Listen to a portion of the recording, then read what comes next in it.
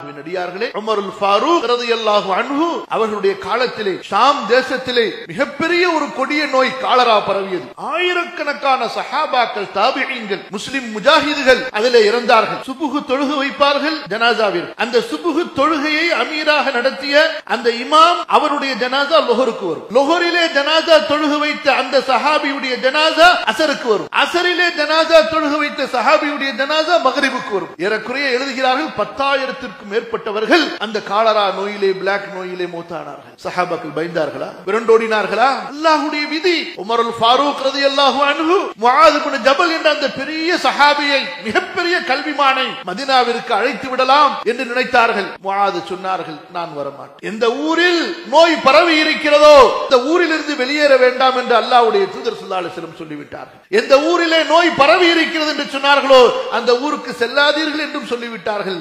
சபபின் அடிப்படையில். இதான் ஈமான் சகோதரர்களே. ஒரு ஊரிலே இருப்பதால் அந்த ஊரில் நோய் பரவி விட்டதால் கண்டிப்பாக நமக்கு சாவு உண்டு என்று அர்த்தம் கிடையாது. அல்லாஹ் நாடினாலே தவிர. அல்லாஹ்வுடைய தூதர் ஸல்லல்லாஹு அலைஹி வஸல்லம் சொன்னார்கள், இஸ்லாமிய மார்க்கத்தில் ஒரு நோய் இன்னொருவருக்கு தானாக தொற்றும் என்பது கிடையாது. லா அதுவா, தொற்று நோய் என்பது கிடையாது. அப்போது ஒரு சஹாபி கேட்கிறார், அல்லாஹ்வின் தூதரே, எனக்கு ஒரு சந்தேகம். நாங்கள் பாலைவனத்திலே ஒட்டகங்களை வளர்க்கிறோம். துள்ளி குதித்து ஓடும் புள்ளிமான்களை போல அந்த ஒட்டகங்கள் சுறுசுறுப்பாக இருக்கின்றன.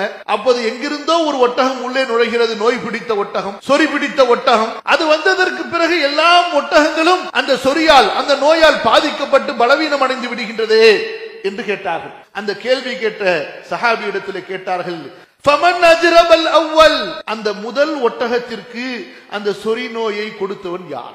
அவன்தான் அஜ்ரபஸ்தானி, இரண்டாவது ஒட்டகத்திற்கும் அந்த நோயை கொடுத்தான். யாருக்கு அந்த நோய் ஏற்பட வேண்டும் என்று அல்லாஹ் விதித்து விட்டானோ அவர்களுக்கு தான் அந்த நோய் தீண்டுமே தவிர அது தானாக சென்று விடாது. உலகத்தில் எதுவும் தானாக நடக்காது அல்லாஹ் நாடாமல். ஒருவன் இந்த நோய் இவரால் தான் எனக்கு ஏற்பட்டது இந்த நோய் என்று நினைத்தால் அதுவும் ஒரு இறை நிராகரிப்பு. அல்லாஹ்வுடைய நாட்டம், ரப்புடைய நாட்டம்.